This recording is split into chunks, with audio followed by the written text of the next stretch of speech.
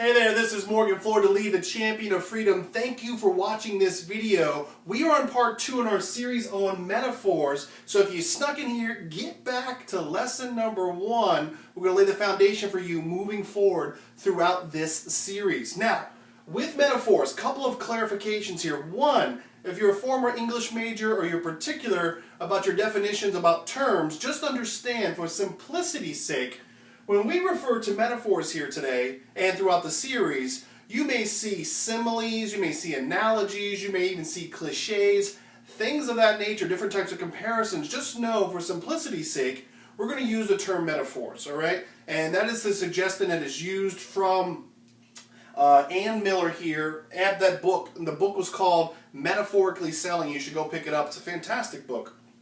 We're going to use that. Another thing we want to use here with metaphors is the understanding that visual language, vivid imagery, is going to be the most impactful in your presentations, in your dealings, in your communications with other individuals. So be sure when using metaphors that you can create a vivid image in someone's mind. And think of metaphors as the ability to communicate your ideas easier. And let's pretend you want to get down this snowy mountain slope, right? And there's a couple different ways in which you could get down there. You could walk down there and the snow is probably 2-3 feet deep, so it'll be a little challenging for you. You could get on your butt and kind of scoot your way down. That'll work. But with the proper tool like a sled, you will slide down that mountain with fun, grace, and ease and enjoy the process and get to your destination much quicker. And with metaphors, that is the same thing. You can convey a message, you can explain something to someone, and they'll understand it so much faster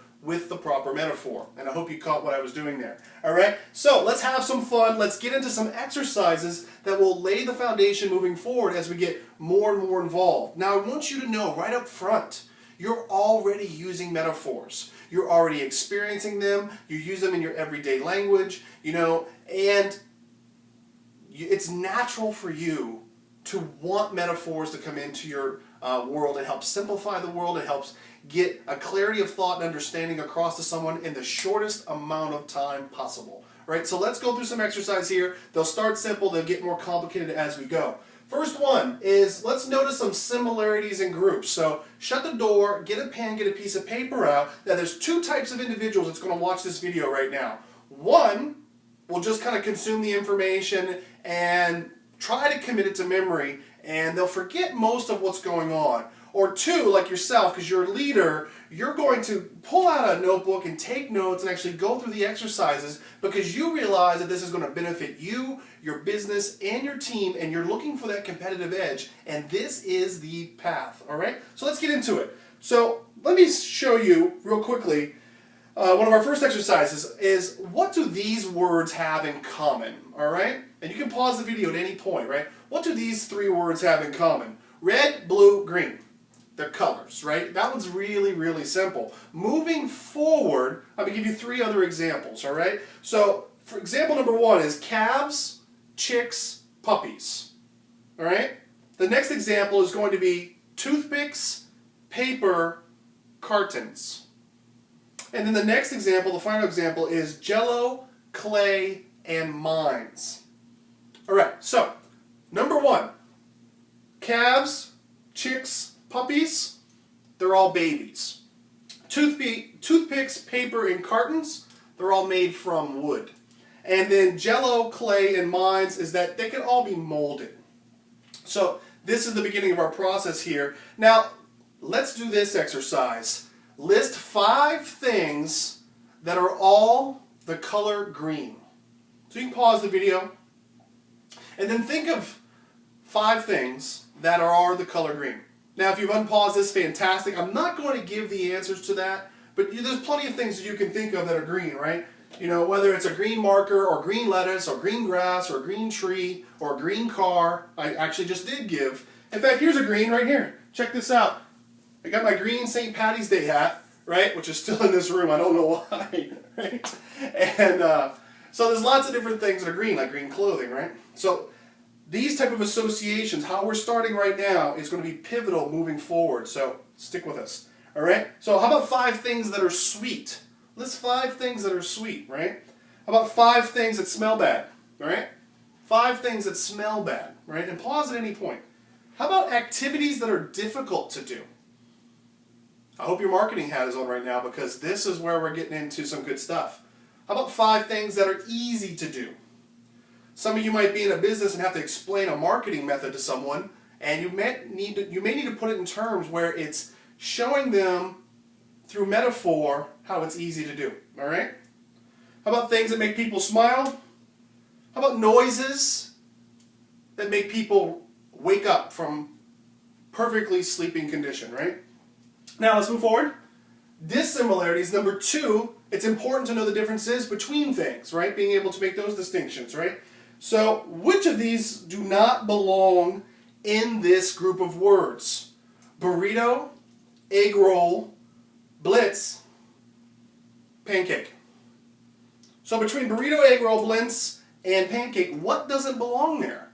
Well, it's pancake, because the other 3, they're rolled up, food can go inside of them, but the pancake is just flat. So being able to make the distinctions is good, good, good. How about golf, tennis, swimming, and skiing? What doesn't belong in those 4 sets of words there? Well, if you said swimming, you are definitely correct. And the reason is that the other ones require some form of equipment. A tennis racket, a golf club, skiing sticks there, your poles there, things like that. So let's move forward because we're having a lot of fun. Comparisons, right? Being able to make comparisons between 2 things is one of the foundational elements when creating your own metaphors. So now that we start to notice how things are similar, how they're dissimilar, let's start to make those comparisons. And I hope you see how this is building, right? I love it. Right, so let's make some simple comparisons. How about the idea that someone is as happy as, let's say, a doctor who paid off the last college loan payment, right? As happy as a doctor who paid off their last college loan, right? As happy as a child who just got their favorite toy for their birthday. As happy as a track star who just got the gold medal, right? As happy as a scientist who just cured cancer. As happy as a salesperson, marketers pay attention, as happy as a salesperson who just made their first sale, right? Do you remember your first sale when you got into the sales industry? Fun stuff, right? So here's another example about maybe some expressions about maybe describing someone who's not that bright, right? Maybe stupid, right? And I don't want to be offensive to anybody, but it's part of the examples that are in the book. And I'll read them through, and then we're going to do some exercises, all right? So when describing someone who's stupid might be all foam, no beer. His antenna are not picking up all the channels, right? His chimney is clogged. His elevator doesn't go to the top floor. She's a few clowns short of a circus. His receiver is off the hook. There's no grain in the silo. Now you might be thinking for a moment, some of these are a little cheesy, right? Because you've heard them a bunch of times. That is the transition between a metaphor moving into a cliche. And as we go through this training, the whole point of this training is to create your own metaphors rather than using tired, old cliches. Because a cliche and a metaphor are actually pretty much the same thing. The difference is that it's worn out, it doesn't have the emotional impact it used to have. And if faced with no other solution, a cliche will work. But it is far better and far more memorable in your marketing to create your own metaphors, all right? So let's capture the idea of stupid real quick, right? There's stupid things that you can do in cooking. So maybe you need to pause the video for a second and capture the idea of stupid. Burning water, whatever it may be, right? And we get into a cliche again, right? But think of things that you can use and create comparisons with being stupid in reference to cooking, or in reference to an automobiles, or reference to medicine, or reference to ice skating, right? Think of different ways to compare stupid activity, a stupid thought, a stupid person with those cooking, automobiles, medicines, and ice skating, right? Ice skating, sorry. All right, so now we're getting into analogous relationships, and this gets into some pretty cool stuff, and this is when you really start to open your mind to ways of comparing things, right? So in each pair of these words below, there's a specific relationship. Select the set of words below that pair the same relationship. Read the words this way. Mother is to daughter as blank is to blank. I'm going to give you some examples and then we'll come up with the answer. So mother is to daughter as blank is to blank. How about mother son? How about mother father? How about mother niece? And how about father son? All right? So when you said initially, mother is to daughter as blank is to blank, is it mother son? Is it mother father? Is it mother niece? Or is it mother son? I mean father son. Well, the answer is father son. And here's the reason why. Mother is to daughter as father is to son, because it's the same relationship, it's the same gender. All right? So that's how we start doing these analogous relationships, right? And it's like thinking of certain tools, like a hammer, carpenter. A hammer is to a carpenter as chalk is to a teacher, right? Or knowledge is to a librarian as patients are to a doctor, right? These things are related, right? So pretty cool stuff. And let's move forward.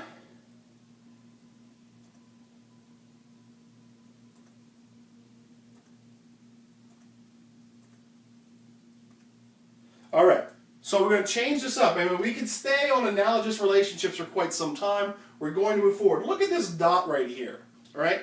Now use your imagination. What do you see when you see that on the screen right there on my board? Is it just a black dot on a whiteboard right there? You know?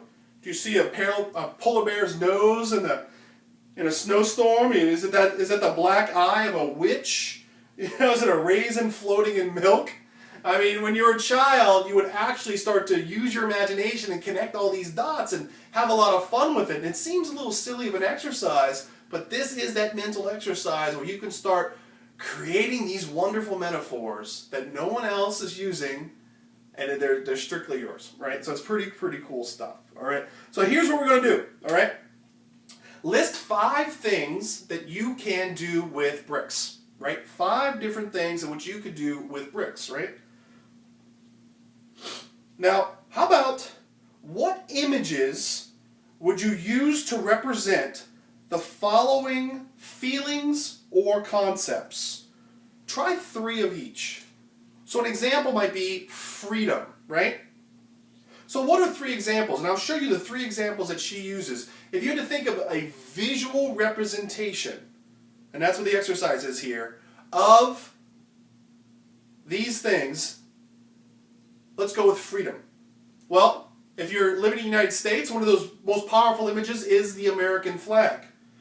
Or you could be like a person that's breaking the chains that binds them. That's a visual image. Remember we talked at the beginning of this video about using visual imagery, right? Vivid imagery, right? How about a bird that's flying out of its cage, right? Those are all images of freedom, right? And you can start to use that imagery in your presentations. Or, get 3 examples of frustration. Visual examples of frustration, right?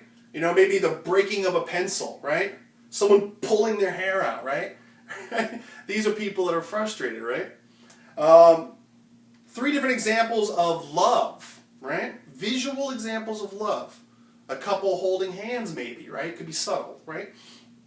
How about 3 different examples, visual examples of relief, right? Lots of different ways to do that. So that's part of our exercises and part of our training here today. And I want to thank you guys for watching this video. We're going to move forward and we're going to get into ways to structure your metaphors, how to choose the right metaphors for the right crowd that's in front of you, and how to perfectly use metaphorical and visual language, metaphorical expressions and visual language for the audience that's in front of you that's going to resonate specifically with them. So my name is Morgan Fleur-de-Lis, the champion of freedom. Thank you for watching this video. Check our next video out. We're going to put some dots together and you're going to love it. All right? So take care.